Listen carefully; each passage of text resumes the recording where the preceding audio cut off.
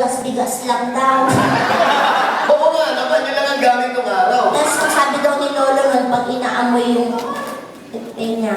Alin? Yung tepe niya. Di ko marinig. Tepe niya. Alin? Tepe niya. Ah. Sinasabi daw ni Lolo, bango, may tinurado. Kung ano ang ginagawa mo? Pero kagabi narinig ko, sabi ni Lolo Polo, bakit ganyan yung amoy ng pochong mo? Parang hindi nagbabago. Ginagamit mo ba yung pH ko? Oo, sabi ni Lola. Sabi ni Lola, ewan ko eh, gabi-gabi, uminom naman ako isang kutsara.